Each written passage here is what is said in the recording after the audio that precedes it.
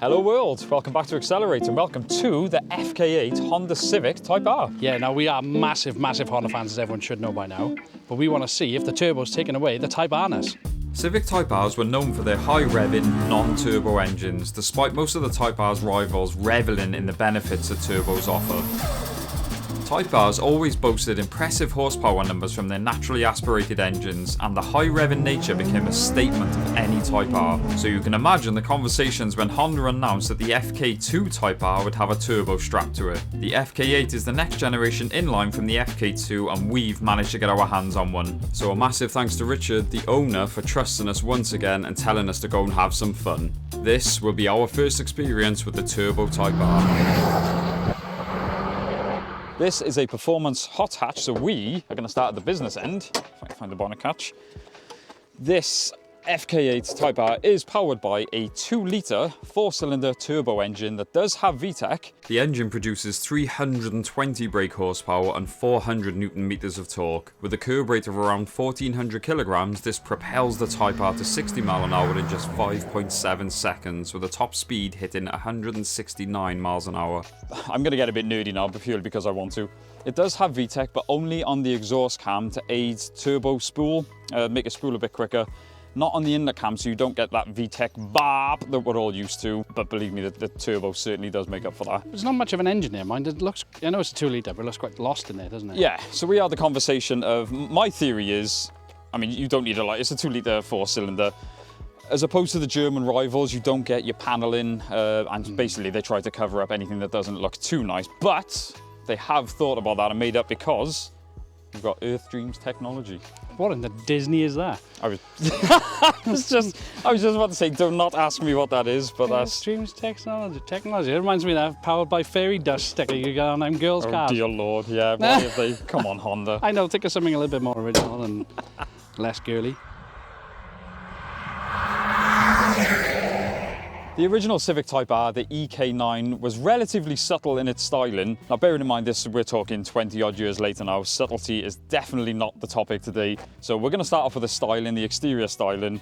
Overall, you can see aggression was on point with this thing. There's a lot of functionality as well as the aggression. I want to start with the lower lip there. Now we're all about modifying, so we've done so many cars where we add the lip. I think it's a beautiful touch. What I don't like, onto the dislikes already, even though I am a Honda fanboy, they've covered the car in this fake plastic carbon. Me and Kenny said if it was gloss black, it would look a lot better. Sorry, yeah, I just want to say the grille and everything's gloss black, so why not just match it? It would have been beautiful. And one thing that Kenny noted, the red stripe, as we've said on every GTI video we've done, red stripe seems to be a GTI thing. So it's almost as if a little nudge to say, yeah, we're coming for you. We're not scared anymore. So the overall styling of the front end, like I said, is incredible. Maybe it has been said that the designers could not stop designing. For this corner, for example, it's as if they designed this, like, no, keep designing, there's not enough lines in there. It is really growing on me. I'll be the first to say I was not a fan of the newer generations, but in person it is striking. And for example, things that really help out, we've got these crazy LED headlights that Kenny once again said, I would not want to be paying to replace one of them if you bump them. There's a lot going on in there, isn't it? It is crazy. We're all about the details, and as I said, if you're buying a Type R, you do want it to be a bit crazy. Moving on to the bonnet, very nice hood scoop. Bonnet scoop because I'm not American. It is functional, so it's always a risky move with these, but it is functional.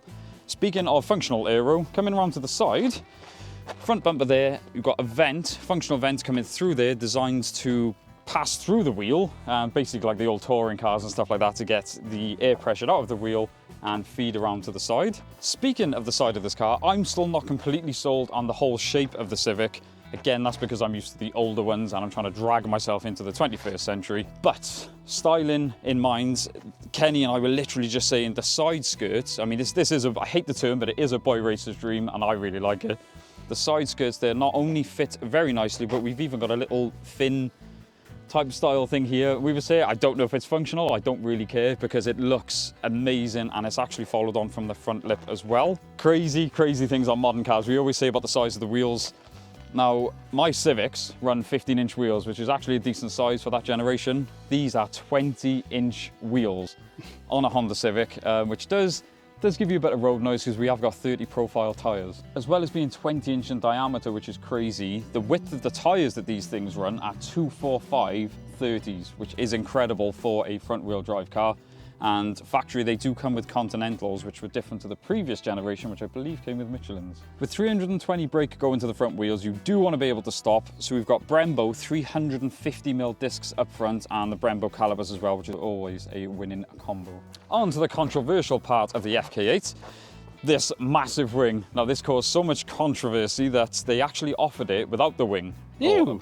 Yeah, genuinely, they did offer it because apparently people, as if the styling wasn't crazy enough, I think apparently a lot of people were put off by the big wing. That just make it not look like a Type R. Yeah, why would you want? Why would you not want a crazy thing on the back? Yeah, and I've personally never seen one, so I'm guessing they didn't sell too well as an option. Yeah. But hey ho, Type R, me and Kenny in agreement that you need a big wing.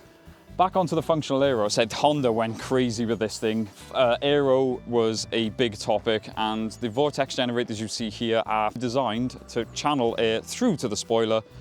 And if one spoiler wasn't enough, they have got one there integrated to sort of the rear lights, the styling in the rear. And Kenny, with this glass panel underneath, actually thought it was a separate panel, sort of arcing back to the Mark II CRX. When you're inside, yes, it is true. You look in the rear view mirror, that is right in your way. That is so big you can't see it, but that does get in your way. One thing to make up for that, like we say with any performance car, or hot hatch especially, one thing that is near and dear to my heart, we've got a crazy diffuser. The one thing I'm not completely sold on, now this, the FK8 is 10 brake horsepower more than the previous generation, the FK2, and that apparently came from a redesign of a more free-flowing exhaust, which has got 3 tips there, two bigger ones and one smaller one. Now the center one is functional. It takes away that boominess when you're at the, particularly at the lower revs. But do we like it? It's different. I will give them that. In a world of crazy cars trying to be different, it is different, and you know it's a Type R. But despite the Civic, sorry, it's not a Bumblebee. We're fine.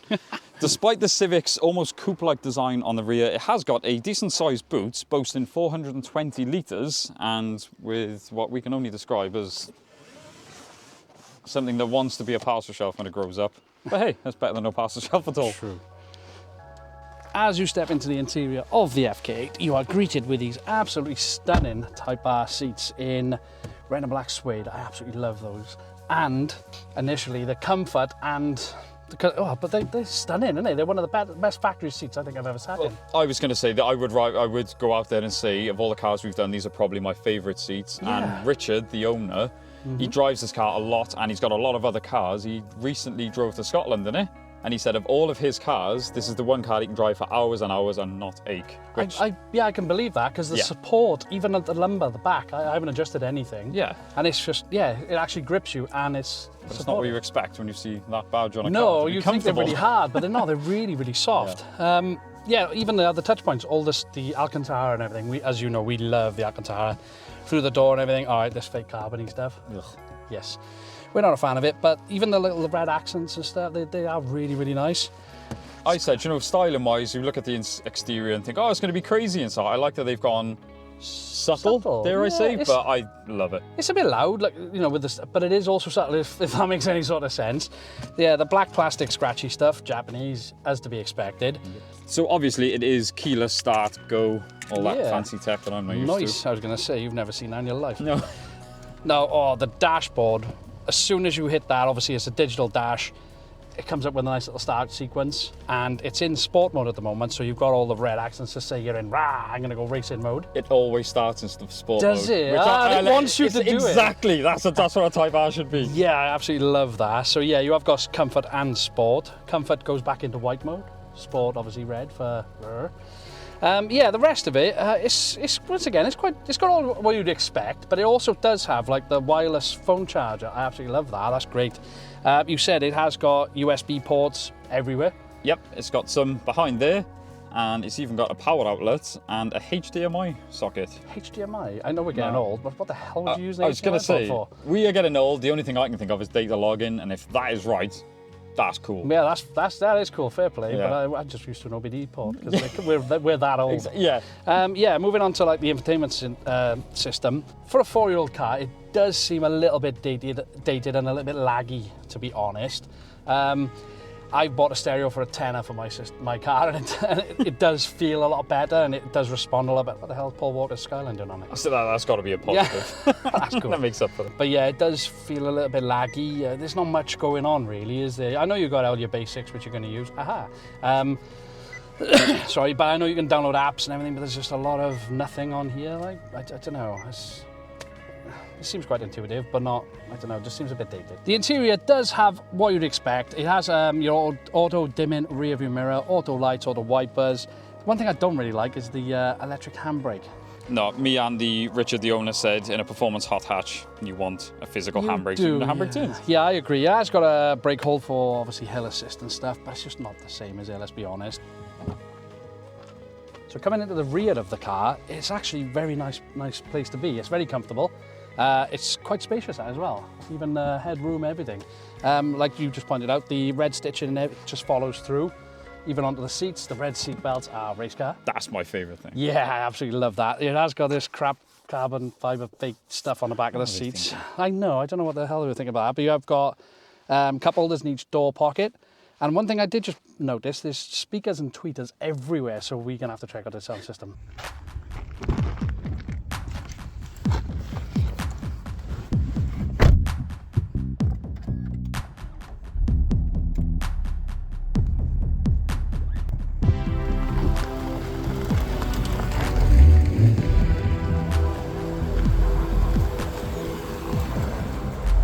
I'm going to do things a bit different on this video. We usually start off with me driving sensible, seeing how the car drives normal, and then driving it fast. This car defaults to sport mode every time you start it, which tells me that I need to drive this thing fast first, because that's what it was designed for.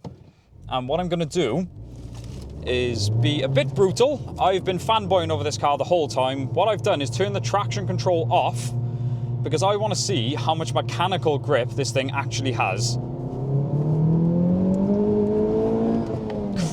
This thing is alive. Oh my God. So all 320 brake horsepower being sent to those front wheels. I was expecting it to be very skittish. That helical LSD is an absolute must for a front wheel drive car, and they've absolutely nailed it. So although you don't get the VTEC kick, as I said, that turbo certainly makes up for it. You do get that little bit of turbo lag that takes away. Oh, bit of skit in there. Okay, so, oh my God, this thing is agile. And okay, the mechanical grip. I'm being a bit brutal. Wow. Some people say, obviously, this car gets compared to the Golf Rs, RS3s. I don't know if it's the front wheel drive, but this just feels more alive, more agile. What a machine. Oh my God. So I think my heart lies with front wheel drive. I love rear wheel drive as well, but front wheel drive compared to four wheel drive. Front wheel drive gives you that adrenaline rush of, especially without traction as I was just driving it then, you lose the traction enough to keep you on your toes. But my God, that diff pulls you out of the corners, even when, once again, I tried to throw the car off, tried to be a bit naughty. You get the wheel spin you expect. But this, like I said, this 320 horsepower in this is a dangerous amount of power because it makes you want to use it all the time. Right. Negatives. Comparing this to the EP3 that Kenny's had, for example, the VTECs that we're used to, you don't get that screaming high rev rawness because it is muffled by all the modern technology we're surrounded with. You do get a nice bit of turbo noise, I will admit. And what I love about the EP3s is you can absolutely smash through the gears as quick as you can without losing any momentum, without losing anything, whereas this car, you do get that a fraction of turbo lag. But I mean, that is it. That is, believe me, that is me being picky. What a machine. The steering as well, the way the steering tightens up in sport mode really is... Rich, I told you it was a bad idea of me having this car because this is one modern car I really can see myself driving. Now we know the car's blistering performance, I have put it in comfort mode, which was apparently one of the biggest differences. Now, we haven't experienced the FK2, but the FK2 apparently didn't give you the option of a comfort mode, and a lot of people said it was too harsh, too jarring for the road. And I can immediately confirm that the comfort mode in this makes all the difference. You instantly feel the dampeners softening up, just cushioning your ride, despite those massive 20-inch wheels and those 30 profile tyres. Like I said, this road is not the best. It's an absolute pleasure to drive. Not only does comfort mode soften the suspension, it actually lightens the steering as well. It goes incredibly, the right amount of stiff in sport mode, which is what you want, and then on the way home you put it into comfort mode. It's actually still very direct, but it is a lot softer and a lot more comfortable, which is what we want from a comfort mode. And as I said when I was driving this thing quick, this shifter, I'm going to go out there and say that this is it's my favourite one, if not like one of the best that we've ever done. I just find myself changing gear for the sake of it, because that is how pleasant it is. Partnered with this clutch setup, the right amount of light and firm. And like I said, I'm trying not to fanboy, but this car, because I am a Honda fanboy, but this car is everything I want from a modern performance car. Right, okay, so I'm not expecting a lot, I'm not gonna lie. Don't know why. I just don't know why. It's a Honda, yeah. No, I love my Hondas. No, I mean, like, for the experience we've had with them. Yeah, okay, VTEC right, stuff, right, yeah. okay, yeah. I'm gonna miss VTEC, I'm gonna be honest. Yeah. Right. We got traction off as well, we should say. F***ing hell. Sorry. Whoa! Do you know, it actually feels like VTEC, but obviously on a different scale. Oh my God! See what I mean? How it keeps pulling? I was not expecting that. I'm just going to ease on my here into second. It just keeps revving! Whoa! Oh, do you know what? There's not many cars, especially front wheel drive. Oh, the turning on it feels four wheel drive. It's got that much grip, even on the rear end. Wow. Wow. It is. This is front wheel drive. Oh, and there's no like drama with torque steer and. Oh my God. I'm sorry, just going to trip back. Ah! This is mental. It just wants to rev as well, though, doesn't it? It's a naughty car, just really look at the speed I was doing then.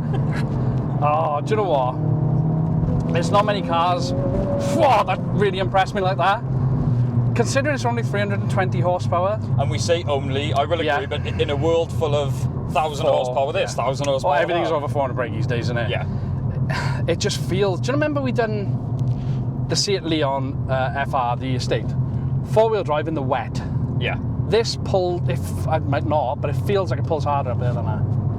Yeah, I think I'd agree with you on that. The fact that you can pick this car up from the factory with this much brute force, to me, is mind-blowing. I cannot believe that a company has got this much of... It feels like there's a bit of a sense of humour behind it, which you don't get with German cars. No, we've always said they're numb, they're quite... Don't get me wrong, they do everything really well. Brilliant. But you just... it doesn't seem like it's got a soul. This thing seems like it's got a soul. That's the thing that Japs do so well, though, isn't it? Yeah. They make stuff feel... like, once again, it's really cliche, but you feel connected to it. Yeah. Like the first time I drove it then was up that hill and hard. Yeah, we should say I drove it. I've put some miles on this car. You've literally just jumped into it then. Yeah. So that is your genuine initial reaction, and I was worried because I was feeling all these things that made me go all coo, and you had the same effect of like it's not just like it's a good car. It makes you feel alive. Like the car feels alive. So at the beginning of the video, we said, has it affected the VTEC-ness? I suppose in a way, like you do get the slight lag between the gear changes, and like during your EP3, I used to love banging from second to third as quick as you can. 9,000 RPM. And there was no lag or anything like that, so that's me being very picky. Well, like I said, it encourages you to rev, which is what I want from a VTEC engine. It just, I think the way they've done the gearing, it makes it feel like you're still revving it out. Even though it's redline 7K, it still feels like it just keeps revving, like you said with the old classic NA. Yeah, and is it me or does it sound like it's going higher? Because I wasn't really looking at the rev. It sounds like you're going higher, which again, fair play to them. Yeah, overall, I gotta be honest, I'm so impressed with this thing. Like, I was fanboying. Like, I fall in love with most of the cars we do, but Yeah. a lot of them I happily give back. This I do not want to give back. And I'm surprised that you got the... Oh, yeah. he's got... I bet you wouldn't even know he's gone. No, I was going to say, you got quite a few, haven't you? But no, honestly, I wasn't expecting a lot from it. I've done my research on it over the last day or so. And I don't know, everyone doesn't seem to hype it up that much. I know. Yeah, but for us who like to drive... I'm going to say it's wrong, but slower cars fast. Yeah, 100%. This is still a fast car, which feels faster than it should be. You don't get that torque steer from the usual you do from a front-wheel drive. I have the worst torque steery car ever made. The Astra VXR sat in front of us. Yeah, exactly. So for me, I was expecting the torque steer. I was expecting a little bit of understeer. Yeah. But you seem to have that rotation on the back, like you get that feel from a four-wheel drive car. When I was pushing it up through there then, I sort of flicked the steering a little bit just to see if I could get it to do anything. But the back end just sort of corrected the front. But it's just the mechanical side of it, Just, and I don't think we covered, not only have they put a really good helical LSD in this, they did something really trick with the suspension geometry.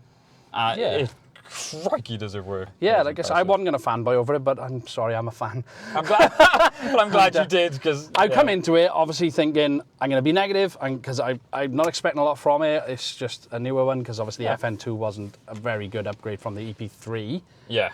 We haven't obviously driven the FK2 yet, but I would really be interested to Now I'm see curious, the difference between that and that. So if you've got an FK2, give us a shout. Yeah, because one more quick thing is the independent rear suspension on this, which was a biggie because the other ones were just solid axle, so that's another big thing. That's true, yeah. Yes, it has started raining. Yeah. Before we finish up, we want to talk about the values. Now, on the used market, the cheapest one I could find of this was £22,500. Yeah. You were looking at the Golf R's just to compare. Yeah, they were maybe a couple of grand more.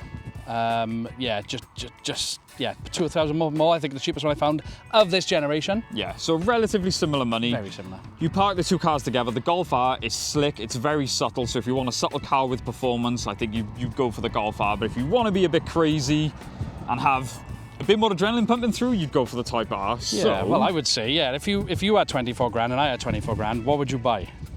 I know what I'd buy. I know what I'd buy. Yeah? Yeah. All right, 3, 2, 1, Type R. And I'd save my 2 grand and go and get a titanium system for it. Yeah, and we've driven a Golf R as well, and Yes. we're not putting them down because they are phenomenal machines. They are. But There's something about this. It's got character, and that's what the Golf R lacks. Yeah, absolutely. Yes. Right, it is starting to rain now, but we are so grateful for this. Like I said, the features are coming back. Drop us some messages if you want your car featured. I was going to say now the weather's breaking. Yeah, that's not very good advertising. It started off sunny. I know. Massive thanks to Richard, the owner, for checking us the keys. We will be doing some more of his cars. Right, thank you so much for watching, guys. Don't forget to like, comment, subscribe. I'll see you in the next one. Type R rules! Get out of here. Let's go.